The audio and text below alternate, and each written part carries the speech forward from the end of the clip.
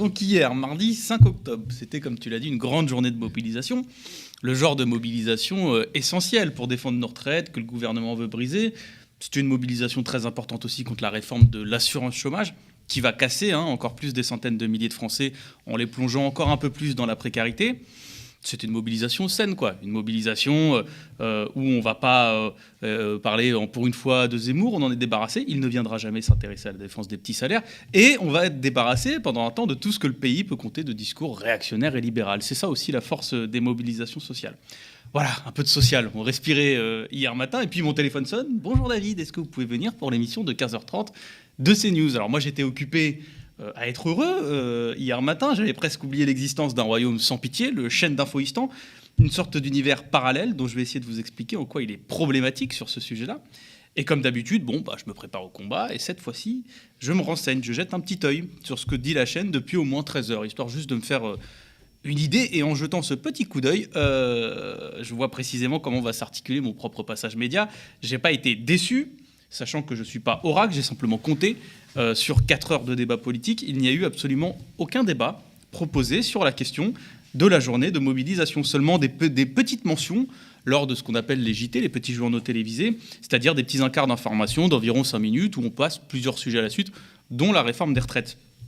Parce qu'au fond, hier, aux chaînes d'Infoistan, nos retraites ou nos salaires, ça ne faisait pas débat. Ou plutôt même, ça ne devrait pas faire débat. Voire même, ça ne devrait surtout pas faire débat. Parce que c'est un univers fragile, il ne faut pas trop le secouer. Imaginez comment il serait déstabilisé par l'arrivée de chômeurs qui raconteraient leur vécu, par l'éruption de travailleurs qui parleraient de leur salaire. Non, on les a déjà forcés à ce supplice avec les gilets jaunes et avec la grève dans les transports, donc ça fait déjà 2 fois pendant le quinquennat, vous vous rendez compte? Non, c'est trop de souffrance. Alors, qu'est-ce qu'on fait pour ne pas parler d'un fait d'actualité majeur? Non, presque. On meuble avec du vide et on crée un récit, un débat sur du vide. C'était pas l'islam hier. Hier, on m'a présenté au débat, comme les 2 plateaux de débat avant le mien, un sujet un peu particulier. Alors, je vous donne le sujet. Avant-hier, un homme s'est fait taper à Boucau, dans les Pyrénées-Atlantiques. Voilà, il s'est fait taper.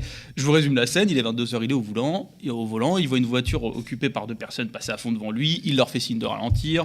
2 abrutis qui sortent pour l'embrouiller, qui l'agressent. Mais voilà, cet individu était policier, et il l'aura, semble-t-il, dit pendant l'embrouille. Donc le récit peut commencer. Alors moi, on me demande, David Guiraud, est-ce que c'est une circonstance aggravante qu'il ait dit qu'il était policier pendant cette agression? Je sais pas.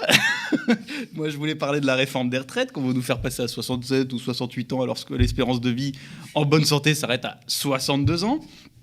Mais il y en a d'autres, heureusement, visiblement, qui savent. Et puis, les intervenants, ils ont un avis, et s'ils n'en ont pas, vous en faites pas. Tout est prévu. Vous êtes invité à commenter l'interview face caméra d'un représentant d'Alliance Police. Et voilà, le tour est joué. On peut passer déjà 15 minutes à blablater dans le vide. Alors, le plus drôle dans ce genre de séquence, c'est le jeu d'acteurs que tout le monde prend. On peut le faire même ensemble. Moi, je les vois, les invités, ça m'amuse toujours. Monsieur Guiraud, est-ce que vous condamnez? Voilà. Alors, déjà, tu peux redresser un peu les épaules. On fronce un peu le regard.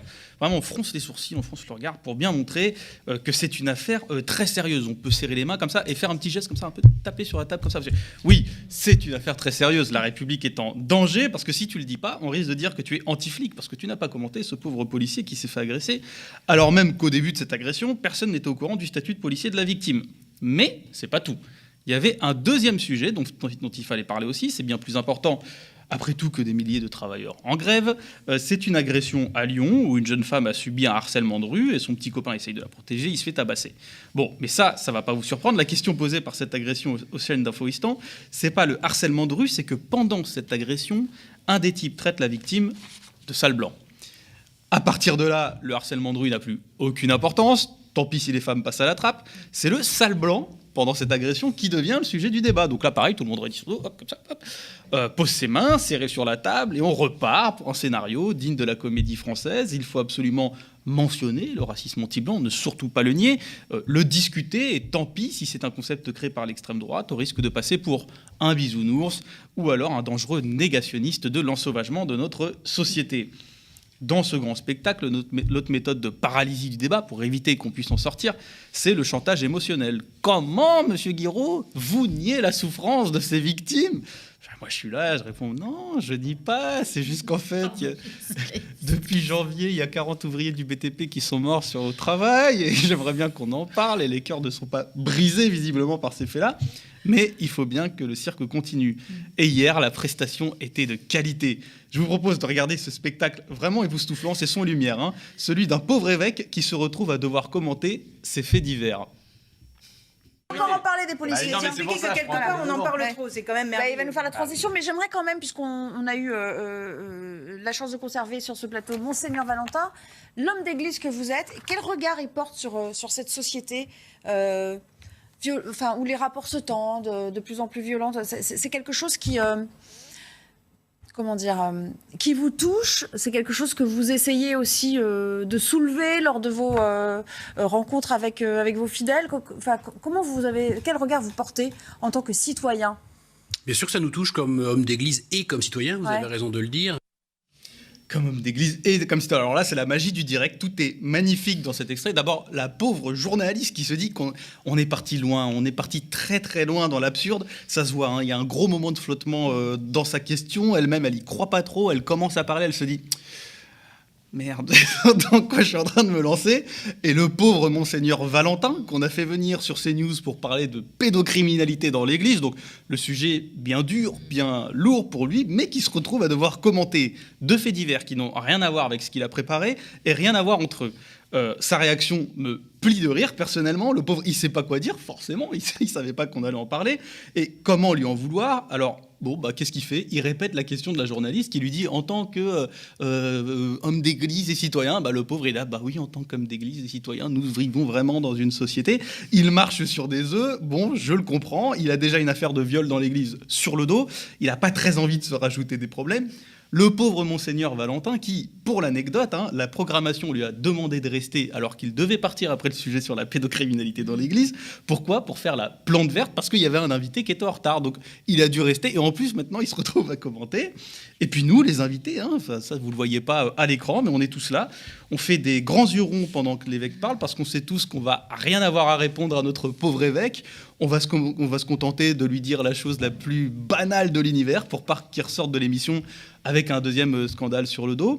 On est là, on le regarde, on l'encourage, c'est presque devenu notre mascotte, le Monseigneur Valentin. Il finira peut-être chroniqueur à CNews d'abord. Mais peut-être, nous, on est entre requins des plateaux, tu sais, donc on sait très bien les risques qu'on prend, on sait très bien, on connaît bien les coups bas, les dangers, mais lui... On a envie que notre petit nouveau, il s'en sorte pour pas se faire massacrer 20 minutes après sur Twitter. Bon, voilà, tout ça, c'est un peu le spectacle. Alors, c'est à chaque fois, je me dis, mais pourquoi j'y vais? Eh bien, peut-être parce que pendant cette séquence-là, moi, j'ai essayé tant bien que mal de dire, mais attendez, il y avait une manif aujourd'hui. Et pendant 30 minutes, on s'est un peu régalé quand même. Il y a toujours moyen de s'amuser. On n'est pas interdit d'en parler sur les plateaux. Justement, au contraire, si ça peut faire un peu d'audience, de discuter d'autres choses, ça peut aussi aller à CNews. Donc, c'est une des raisons pour laquelle j'y suis allé. Comme on dit, on disrupte dans le monde du macronisme. Et puis, ça donne quelques éléments intéressants. Un socialiste, par exemple, qui arrive et qui me donne raison. Alors moi, des socialistes, j'en attendais plus rien. Mais celui-là, il dit, peut-être que David Guiraud, il n'a pas totalement tort. Et donc, on redonne aussi, quand on fait ça, un peu de visibilité, mais aussi un peu de dignité aux travailleurs qui s'étaient mis en grève, qui ont perdu une journée de salaire, qui se mobilisent, qui prennent des risques dans leur travail, parce que c'est aussi ça, une mobilisation sociale. Et puis, on redonne, comme je l'ai dit, un peu de dignité. Et c'est aussi l'enjeu de cette contre-matinale aussi de parler de ça en attendant qu'on puisse remplacer le chaîne d'info Instant.